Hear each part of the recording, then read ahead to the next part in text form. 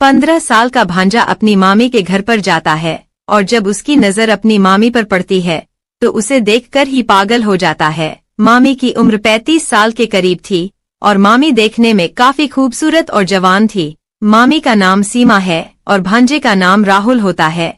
एक दिन राहुल कहता है कि मामी आप मुझे बहुत अच्छी लगती हो, मुझे आप बहुत ही सुंदर लगती हो। लेकिन मामी उस भांजे को बच्चा समझ रही थी और उसकी हर बात को मजाक में ले रही थी। लेकिन उसका भांजा तो सीरियसली बोल रहा था, लेकिन उसकी इन बातों पर मामी को यकीन नहीं हो रहा था। एक दिन मामी ने बच्चा समझकर उसे अपने पास सुला लिया तो भांजे ने आधी रात में कुछ ऐसा कांड कर दिया कि मामी सुबह उठकर चल तक नहीं पा रही थी। रात में किया उसने कुछ ऐसा कि मामी की चीख निकल गई और उनकी आंखें बाहर को निकालने को थी। तब तक वह कुछ समझ पाती। राहुल की रेलगाड़ी फुल स्पीड में छूट चुकी थी। पूरी कहानी अभी आपको विस्तार से सुनाने वाली हूँ। इस कहानी में आपको बहुत मजा आने वाला है। और यदि कोई आपका इस प्रकार का गलत रिश्तेदार है जो आपके घर आकर ऐसी हरकत कर सकता है तो आप उसके बारे में कैसे पहचान सकते हैं, वह भी जानकारी आपको इस वीडियो से मिलने वाली है। इसलिए वीडियो में अंत तक बने रहना। यदि चैनल को अभी तक सब्सक्राइब नहीं किया तो सब्सक्राइब कर लीजिए। वीडियो को एक लाइक करके कमेंट में भी अपना नाम लिख दीजिए। यह सच्ची घटना झारखंड के ऊंचा गांव की है। वहां पर एक छोटा सा कुशल परिवार रहता था। इस परिवार में माता पिता और एक छोटा सा बच्चा रहता था। इस बच्चे का नाम राहुल था। राहुल अभी 15 वर्ष का था और वह अपने घर पर ही रहता था और अपनी पढ़ाई किया करता था। जिस विद्यालय में पढ़ता था वह सिर्फ 7वीं कक्षा तक था और अब वह सोच रहा था कि आगे की पढ़ाई कहाँ करें। राहुल पढ़ने में भी बहुत अच्छा था, हमेशा अपने क्लास में अव्वल आया करता था। उसके मामा का घर पड़ोस के गांव में ही था। तभी उसकी माँ कहती है कि राहुल अपने मामा के घर चला जा और वहाँ के स्कूल में एडमिशन करवा ले और वहाँ रहकर वहीं पर ही अपनी पढ़ाई पूरी कर ले। वहाँ से स्कूल नजदीक ही है और पैदल भी तू जा सकता है। उसके बाद राहुल की माँ उसे उसके मामा के घर छोड़ आती है और अपनी भाभी से कहती है कि भाभी मेरे बेटे राहुल का अच्छे से ख्याल रखना और इसकी देखभाल अच्छे से करना और खाना पीना आदि भी टाइम से देती रहना। दिन में यह स्कूल चला जाया करेगा और छुट्टी होने पर ही घर पर आया करेगा। पढ़ने में काफी तेज है तो मैंने सोचा कि इसको आपके यहाँ छोड़ दूं और यह पढ़ लिख कर कुछ बनना भी चाहता है। इतना कहकर उसकी माँ वहाँ से चली जाती है। और यह जो राहुल था यह बड़ा ही मजाकिया किस्म का लड़का था। यह अपनी बातों से लोगों को थोड़ा बहुत हंसा दिया करता था। फिर यह अपनी मामी से बोला, मामी मैं आपके पास आ गया हूँ और आप मुझे बहुत अच्छी लगती हो और आप मुझे बहुत ज्यादा ही खूबसूरत लगती हो। लेकिन मामी उसकी बातों को मजाक में लेने लगती है। अब राहुल वहाँ पर रहने लगता है। राहुल के जो माँ थे उनका नाम राजेश था। राजेश अपने घर से शहर जाकर मेहनत मजदूरी का काम किया करता था। वह ईंट के भट्टे पर दिहाड़ी मजदूरी का काम किया करता था और राहुल की मामी सीमा वह घर पर ही रहा करती थी। राहुल की मामी सीमा देखने में बहुत ही खूबसूरत थी और उनका कोई बच्चा भी नहीं था। एक दिन राहुल बैठा हुआ पढ़ाई कर रहा था। तभी एकदम से उसके मन में मामी के लिए कुछ आ जाता है और फिर अपनी मामी को अपने पास बुला लेता है। और उसकी मामी जब उसके पास आ जाती है तो वह अपनी मामी से कहता है कि मामी आपको आज तक बच्चा क्यों नहीं हुआ। और वह बोला मेरा कोई भाई या बहन अब तक क्यों नहीं आया, आप ऐसा क्या करती हैं मामा के साथ जो आपके बच्चे नहीं है। फिर उसने कहा मामी मैं आपको बच्चा दे दूंगा। उसकी बात सुनकर उसकी मामी हंसने लगती है और वहाँ से चली जाती है। अब मामी का काम था रोजाना उसका टिफिन बनाना और उसको स्कूल तक छोड़ कर आना। क्योंकि मामी राहुल को बहुत ही ज्यादा मानती थी। इसके पीछे यह कारण यह भी था कि उनका अपना कोई बच्चा नहीं था। वह रोजाना राहुल को स्कूल छोड़ने जाती थी। स्कूल लगभग 1 किलोमीटर दूर था, फिर भी वह पैदल उसे छोड़कर आती थी और फिर छुट्टी के टाइम उसे लेने भी जाती थी। उनका जो पति था वह सुबह काम पर निकल जाता था और शाम को ही घर पर आता था। एक दिन की बात है, उसका पति राजेश दोस्त के यहाँ शादी में जाता है। उसका पति कहता है कि सीमा आज मैं घर पर नहीं आऊंगा, मैं अपने दोस्त के यहाँ शादी में जा रहा हूँ। तुम और राहुल अच्छे से घर पर रहना और खाना खाकर सो जाना। हो सकता है मुझे टाइम लगे, मैं शायद 2 दिन के बाद आऊं क्योंकि मेरे दोस्त के यहाँ आज हल्दी है और कल शादी है। बारात आने पर ही मुझे घर वापस आने को मिलेगा। तुम लोग घर पर अच्छे से रहना और खाना पीना समय से खाते रहना। इतना कहकर राजेश घर से निकल गया। जब उसका पति घर पर नहीं होता है तो सीमा अपने भांजे राहुल से कहती है कि राहुल, आज तुम अकेले मत सोना, आज तुम मेरे पास सो जाना, नहीं तो तुम डर जाओगे। तुम्हारे मामा आज घर पर नहीं आएंगे, वह एक शादी में गए हुए हैं। यह सुनकर राहुल कहता है कि ठीक है मामी, मैं अभी पढ़ाई कर रहा हूँ और जब पढ़ाई खत्म हो जाएगी तो आपके पास आकर सो जाऊंगा। उसके कुछ देर बाद तक राहुल पढ़ाई लिखाई करता है। उसके बाद मामी के पास सोने के लिए पहुंच जाता है और अंदर से दरवाजा लगा देता है, क्योंकि मामी पहले से ही उस कमरे में सो रही थी और मामी का जो आंचल था वह उनके ऊपर से हटा हुआ था और थोड़ा थोड़ा मामी का बदन दिख रहा था। जब राहुल मामी को इस स्थिति में सोते हुए देखता है तो उसके मन में कुछ गलत विचार आ जाते हैं। उसके बाद वह अपनी मामी के पास लेट जाता है और फिर वह अपनी मामी के शरीर पर हाथ फेरने लगता है। जब वह ऐसी हरकत करता है तो उसकी मामी की आंख खुल जाती है। तभी उसकी मामी कहने लगती है कि राहुल, यह क्या कर रहे हो? तभी राहुल कहता है कि मामी, आपके नजदीक आकर मुझे काफी अच्छा लग रहा है। तभी उसकी मामी कहती है कि नहीं राहुल, यह सब गलत है, हम ऐसा नहीं कर सकते। तभी वह राहुल से बोली कि आप तो अच्छे बच्चे हो ना, यह सब गलत हरकत क्यों कर रहे हो? लेकिन राहुल नहीं मानता है और वह लगातार अपनी मामी के साथ फिजिकल होने की कोशिश करता रहता है। उसकी मामी लगातार मना करती रहती है लेकिन वह नहीं मानता है। कुछ देर तक यही सब चलता है। तभी उसकी मामी को भी अच्छा लगने लगता है और फिर वह उसे कहने लगती है कि राहुल, यह सब कहाँ से सीखे हो? तभी राहुल कहता है कि मामी, कहीं से नहीं, मैं तो बस आपसे ही सीख रहा हूँ।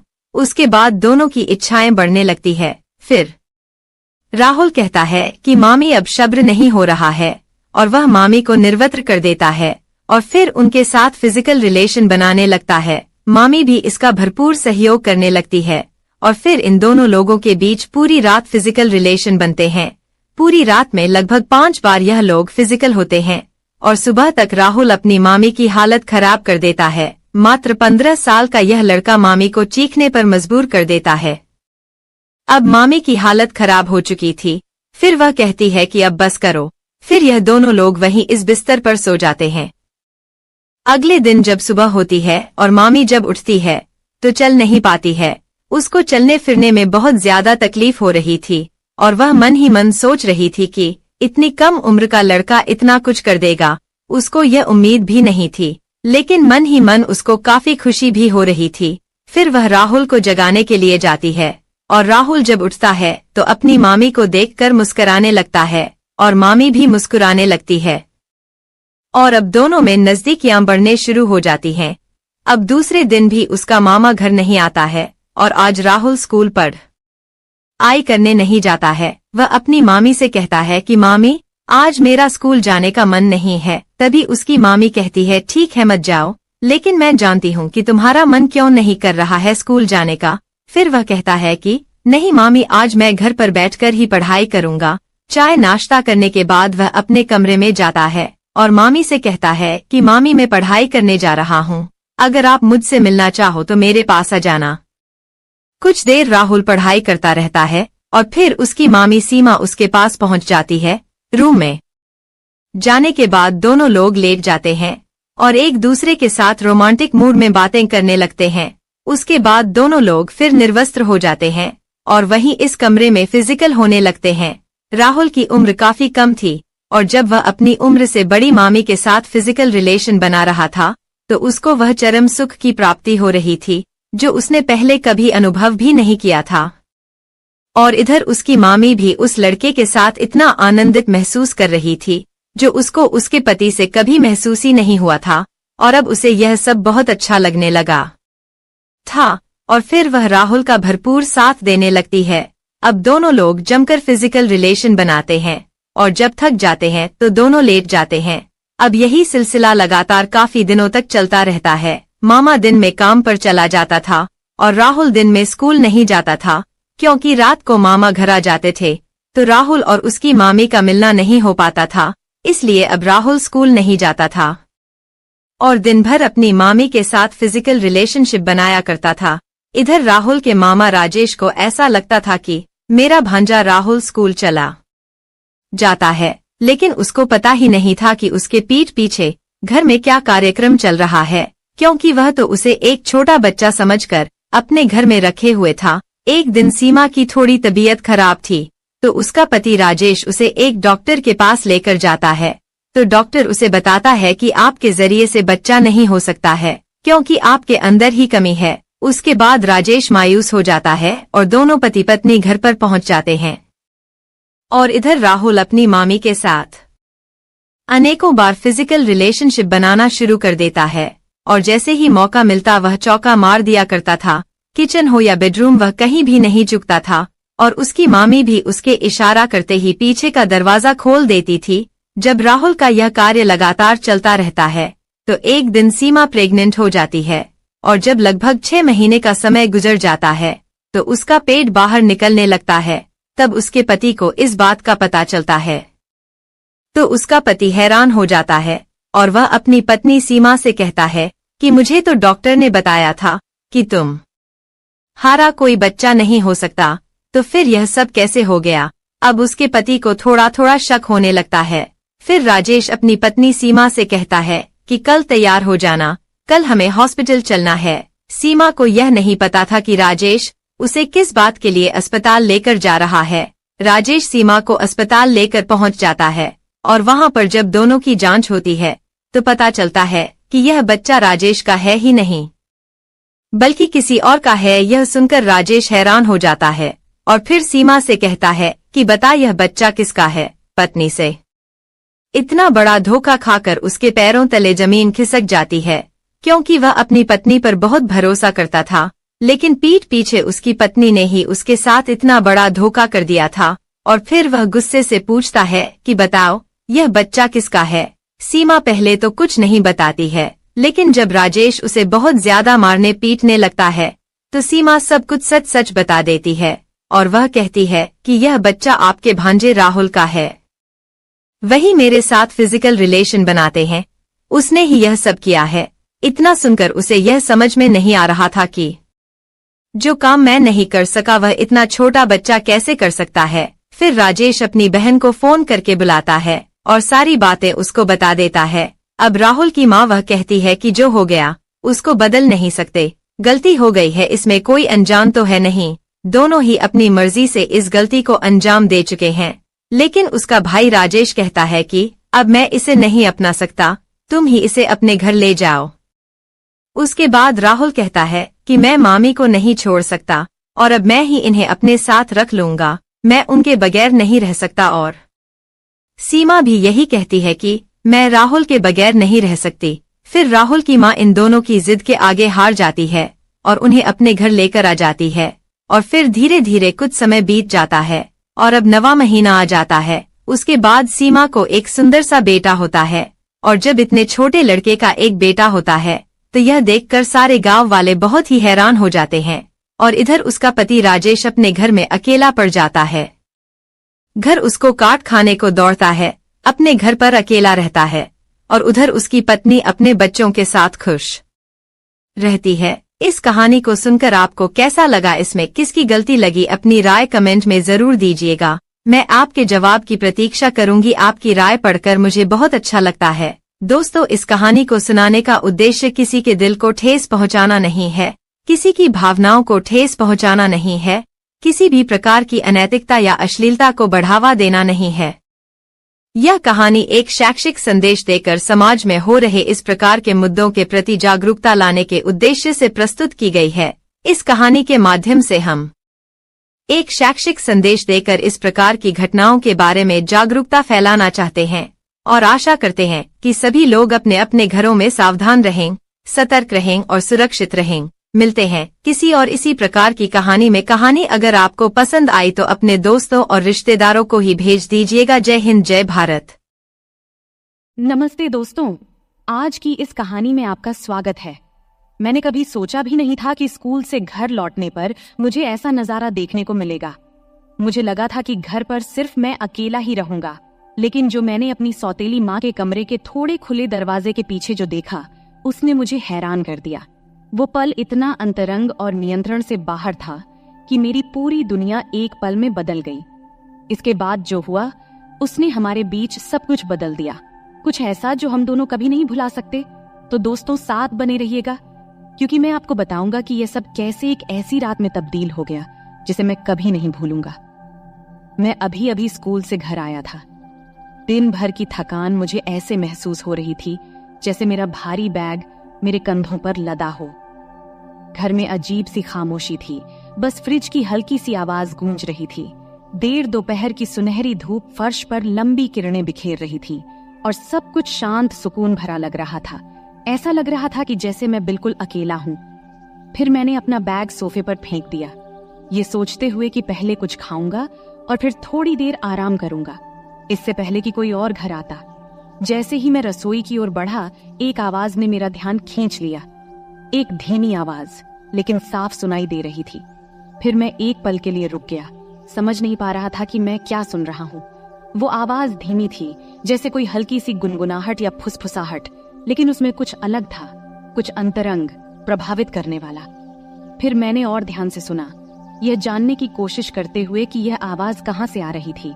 वो आवाज बहुत तेज नहीं थी, लेकिन उसमें कुछ ऐसा था जिसने मुझे बेचैन कर दिया। धीरे धीरे संभलते हुए मैंने हॉल में कदम रखा। मेरे पैर फर्श पर कोई आवाज नहीं कर रहे थे। जैसे मैं आवाज की दिशा के पास पहुंचा, तब मेरी सौतेली माँ के कमरे का दरवाजा थोड़ा खुला हुआ था। बस इतना खुला था कि मुझे बिस्तर का किनारा और उससे आगे का एक हिस्सा दिखाई दे रहा था। मुझे नहीं देखना चाहिए था, ये मुझे पता था कि नहीं देखना चाहिए था, लेकिन कुछ मुझे उस दरवाजे की ओर खींचे जा रहा था। मेरी जानने की इच्छा मुझे मजबूर कर रही थी। फिर मैं थोड़ा और झुककर दरवाजे के उस छोटे से दरार से झांका। तभी मैंने देखा कि मेरी सौतेली माँ बिस्तर पर लेटी हुई थी। उसकी पीठ थोड़ी मुड़ी हुई थी, उसकी आंखें बंद थीं और वो पूरी तरह से आनंद में डूबी हुई थी। एक पल के लिए मैं हिल भी नहीं पाया। मैं वहीं खड़ा रहा, मेरी सांसें रुक सी गईं, जैसे मैं जो देख रहा था उसे समझने की कोशिश कर रहा था। वो खुद को छू रही थी, उसकी उंगलियां धीरे धीरे और बिना रुके एक लय से हिल रही थीं और उसकी धीमी धीमी कराहें उसके होंठों से निकल रही थीं। यह दृश्य मेरे भीतर के गहराई तक उतर गया, कुछ ऐसा जो मैंने पहले कभी महसूस नहीं किया था। अब अचानक से देख मेरी धड़कन तेज हो गई। मेरा दिल जोर जोर से धड़कने लगा और मेरे शरीर में गर्मी की एक लहर दौड़ गई। मुझे वहां से चले जाना चाहिए था, चुपचाप पीछे हट जाना चाहिए था और ऐसा दिखावा करना चाहिए था कि मैंने कुछ नहीं देखा। लेकिन मैं हिल भी नहीं पा रहा था। मैं वहीं खड़ा रहा, मेरी आंखें उस पर जमी हुई थी। उसकी हर छोटी सी हरकत मेरे भीतर हलचल मचा रही थी। वो बेहद खूबसूरत लग रही थी। उस पल में उसकी हरकतें इतनी सहज, प्राकृतिक और खूबसूरत लग रही थीं। थोड़ी देर बाद मैंने सोचा, अब मुझे हट जाना चाहिए। तब जैसे ही मैं पीछे हटने वाला था, उसने अपनी आंखें खोल दी। एक पल के लिए मुझे लगा कि मैं पकड़ा गया हूँ, लेकिन उसने कोई प्रतिक्रिया नहीं दी। उसने बस मुझे देखा। उसकी नजरें नरम थीं, जैसे बुलावा दे रही हूँ। उसमें न कोई गुस्सा था और न कोई हैरानी, बस एक धीमी सी मुस्कान जो मुझे और भी बेचैन कर रही थी।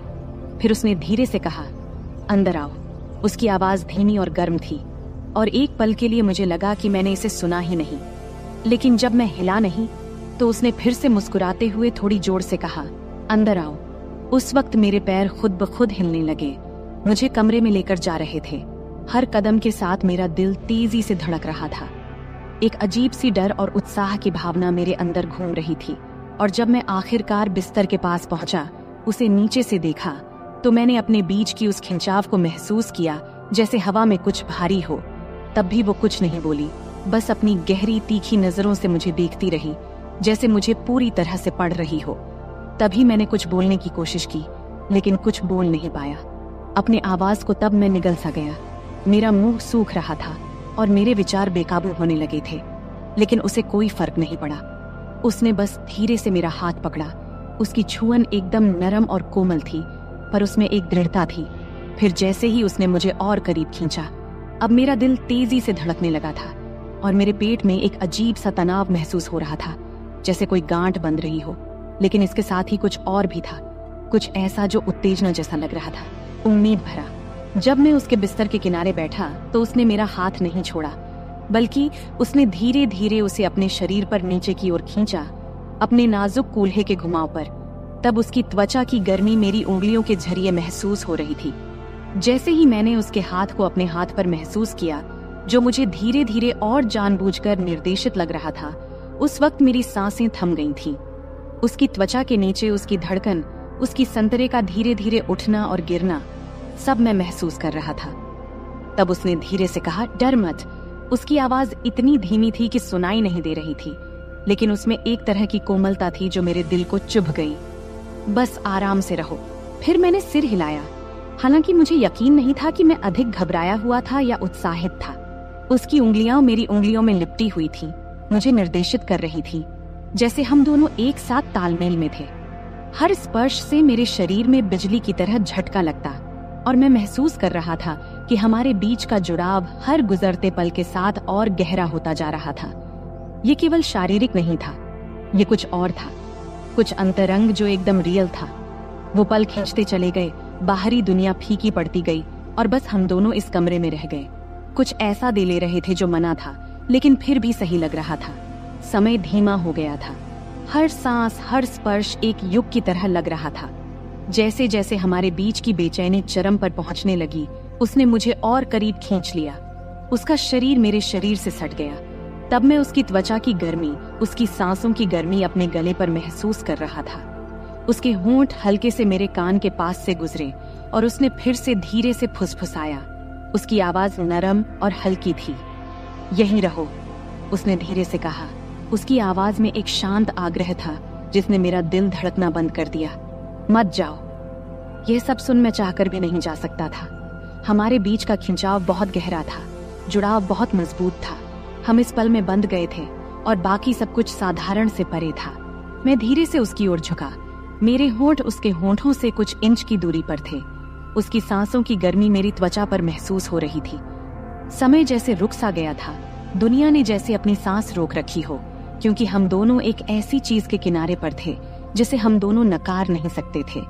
हमारे बीच की हवा उम्मीद से भारी थी और उस खिंचाव ने मेरी पूरे शरीर में सिहरन पैदा कर दी थी।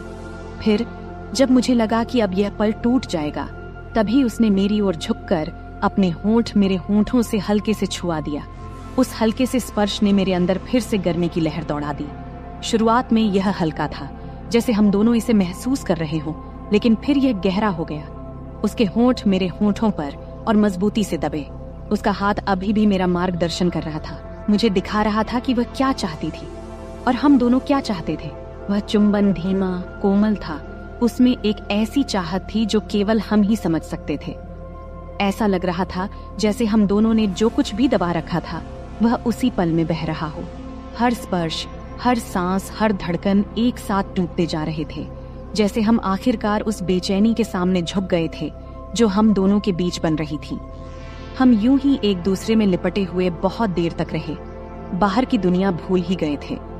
मैं महसूस कर सकता था कि उसका शरीर हल्का सा कांप भी रहा था और उसकी धीमी सांसों की आवाज हमारे बीच की हवा में गूंज रही थी। आखिरकार वह थोड़ा पीछे हटी। तब उसका माथा मेरे माथे से टकरा रहा था। उसकी आंखें आधे बंद थीं, आधे खुली थीं, जैसे वह अपनी सांसें संभाल रही हो। तब मैंने उसके होंठों पर एक हल्की सी मुस्कान देखा, जिसमें एक तरह की संतुष्टि थी जिसने मेरे दिल को खुशी से भर दिया था। तुम ठीक हो? उसने धीरे से पूछा। उसकी आवाज मुश्किल से सुनाई दे रही थी, लेकिन उसमें एक ऐसी कोमलता थी जिसने मुझे सुरक्षित और अपनापन महसूस कराया। मैंने हाँ सिर हिलाया, क्योंकि शब्द मेरे मुंह से नहीं निकल रहे थे। वह फिर से मुस्कुराई।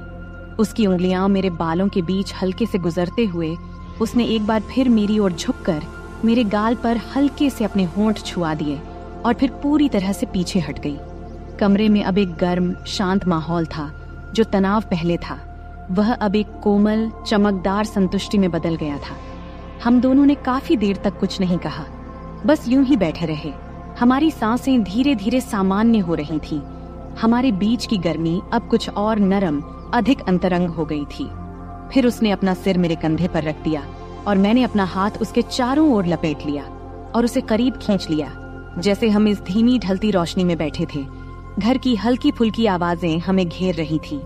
जो कुछ भी हमारे बीच था, वह नया, नाजुक और पूरी तरह से अचानक ही हुआ था। लेकिन उस पल में इन सब का कोई मतलब नहीं था। बस इतना ही मायने रखता था कि हम यहाँ थे, कुछ ऐसा लेन देन कर रहे थे जो बेहद खास लग रहा था, कुछ ऐसा जो किसी भी कल्पना से परे था। और फिलहाल इतना ही काफी था। इस सब से हम दोनों के बीच की खामोशी धीरे धीरे कम हो रही थी। उधर खिड़की से छनछनाती आ रही धूप अब हल्की होने लगी थी। कमरे में एक नरम सुनहरी चमक बिखर रही थी, लेकिन अंदर हर चीज में एक अदृश्य ऊर्जा भरी हुई थी।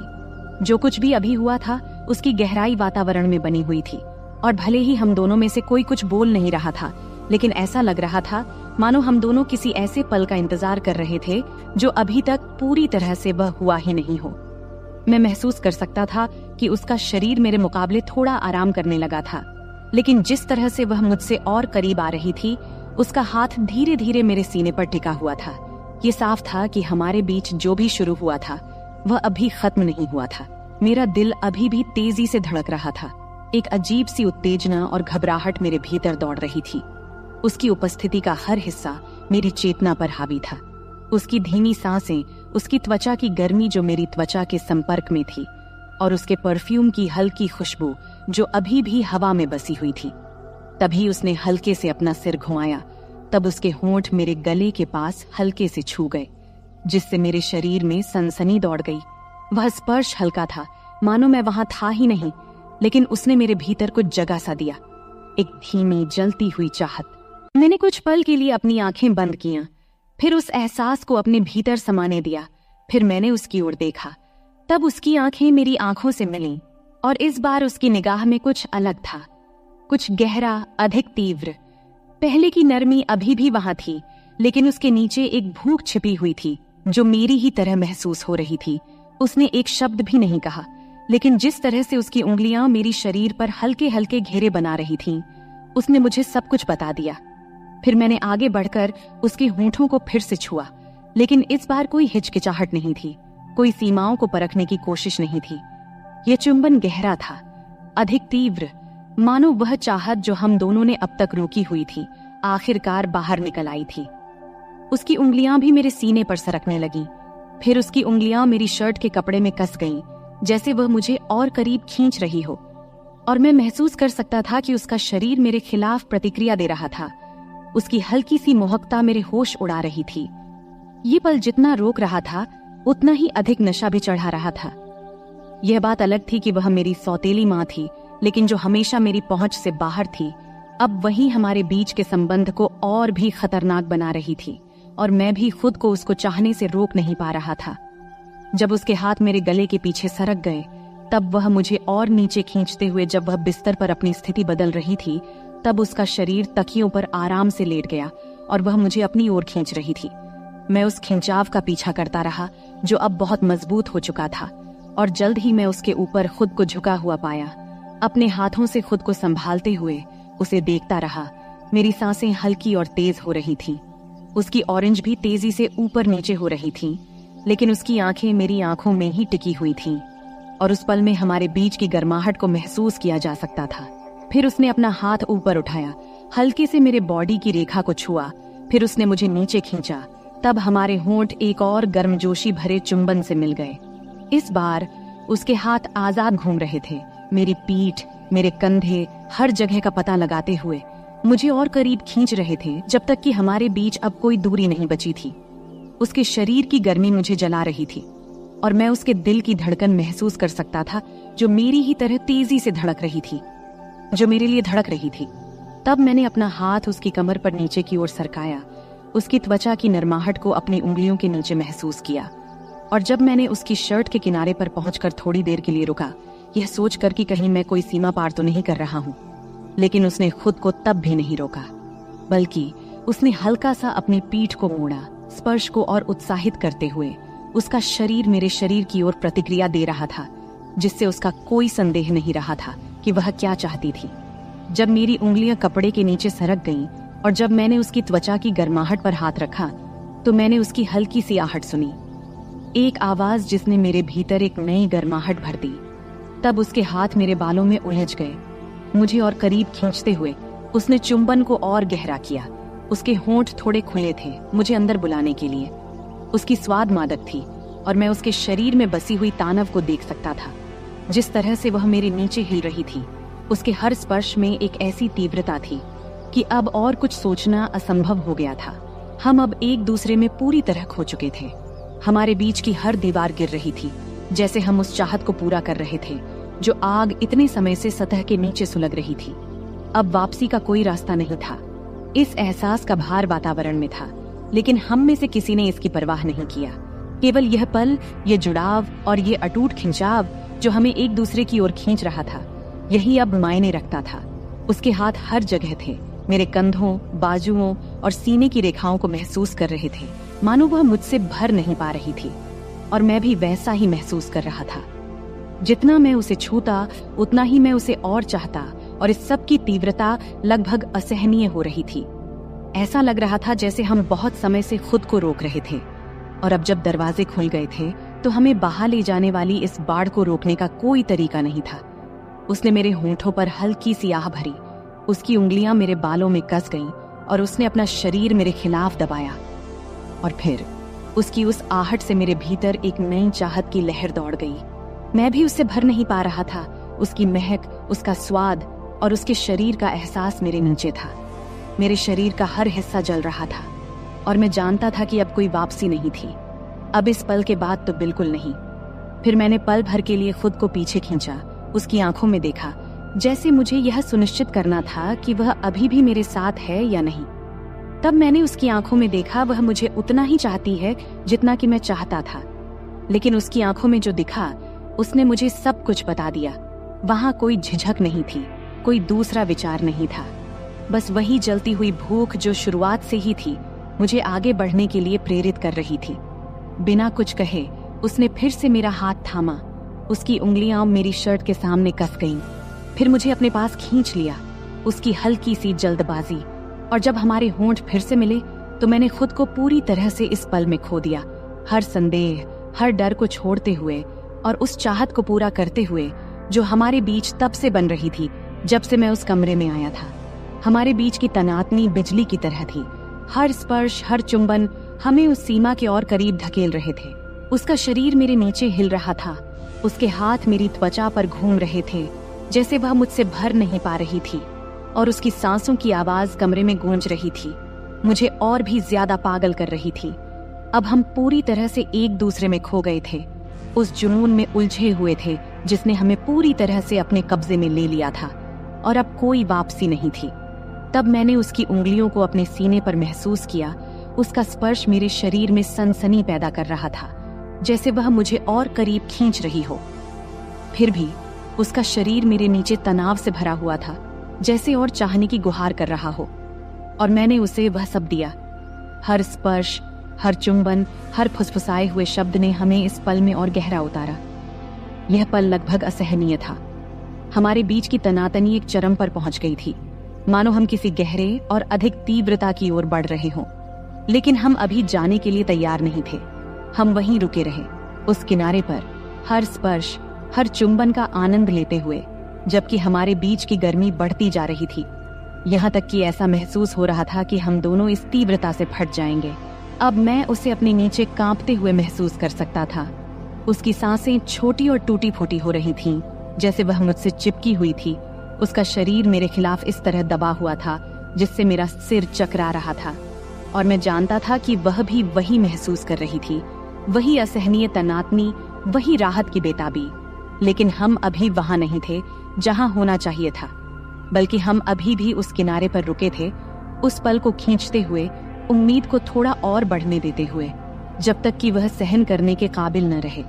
कमरा हमारी सांसों की आवाजों, हमारे नामों की फुसफुसाहटों और हमारे जज्बातों की खामोश से आहिस्ता आहिस्ता से भर गया था, जैसे हम उस जुनून के आगे झुक रहे थे जो इतने समय से हमारे बीच सुलग रहा था।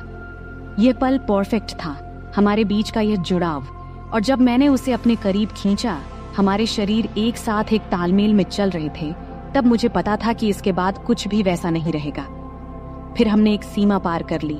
अब हम साधारण से बढ़कर कुछ खतरनाक में कदम रखा था, लेकिन मुझे अब किसी चीज की परवाह नहीं थी, क्योंकि उस पल में जब हम कुछ गहरे पल में कदम रख रहे थे, केवल वही मायने रखती थी।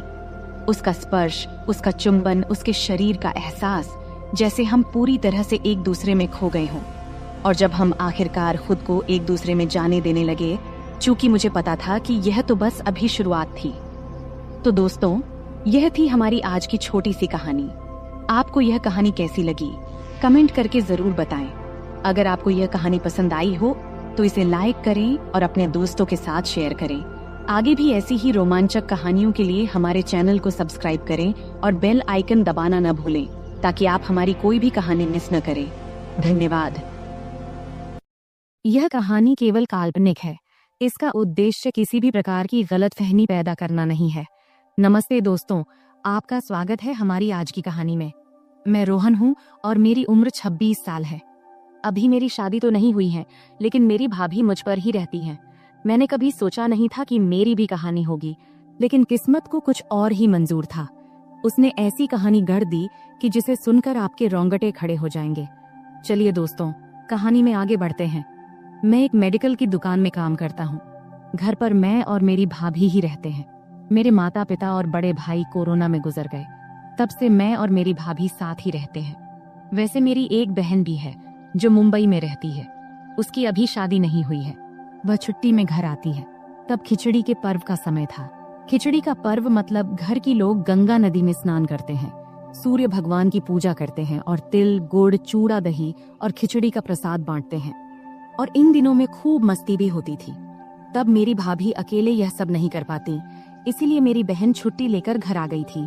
मेरी कहानी शुरू होने के 4 दिन पहले मेरे जिगरी दोस्त समीर ने फोन किया। फिर समीर बोला, हेलो रोहन, सुन यार, आज मटन खाने का मन कर रहा है और साथ में थोड़ा दारू भी, बोल चलेगा ना? तब मैंने कहा, हाँ ठीक है। तब शाम को जब काम से छुट्टी मिलने के बाद मैं बार में गया तो समीर पहले ही वहां पहुंच चुका था। फिर हमने दारू की ऑर्डर दिया और बातें करते हुए मैंने ज्यादा दारू पी लिया।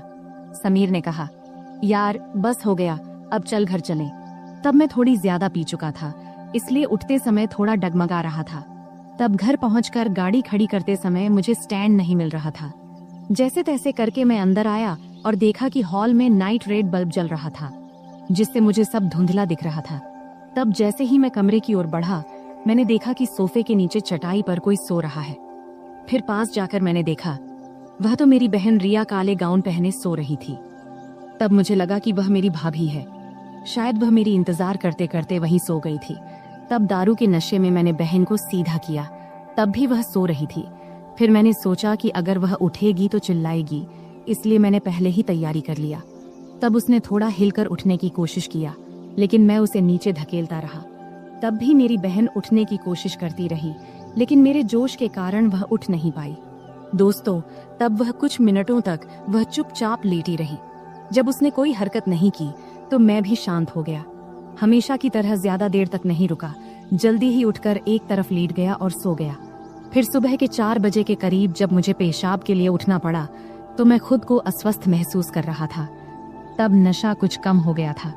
फिर जल्दी से कपड़े पहना, पेशाब किया और वापस जाके सो गया। फिर सुबह को मेरी भाभी ने मुझे उठाया। तब देर हो चुकी थी, इसलिए मैंने जल्दी जल्दी तैयार होना शुरू किया। तैयार होते समय मेरी बहन रिया मुझे कुछ अजीब नजरों से देख रही थी। फिर मैंने नाश्ता किया और काम पर निकलने लगा। तभी मेरी भाभी ने टिफिन देते हुए पूछा, रात को बेडरूम में क्यों नहीं आई? यह सुनकर मैं हैरान रह गया। तब मैंने कुछ नहीं कहा और काम पर चला गया। रास्ते में जाते समय सोचने लगा कि रात को मैंने कुछ किया था क्या। उस दिन पूरे दिन भर यही ख्याल मेरे दिमाग में चलता रहा। फिर दोपहर को लगभग 2:30 बजे मेरी बहन रिया का फोन आया। रिया बोली, हेलो भैया, कहाँ हो? मैंने जवाब दिया, काम पर हूँ। क्यों? रिया ने कहा, मुझे आपसे मिलना है, मैं वहीं आ रही हूँ। तब आई ने कहा, ठीक है, आ जाओ। फिर थोड़ी देर बाद रिया आई। फिर मैं दुकान के बाहर उससे मिलने गया। तब वह एक कोने में खड़ी थी। फिर मैंने उससे पूछा, क्यों, क्या काम है? रिया ने जवाब दिया, आपको सच में नहीं पता मैं क्यों आई हूँ?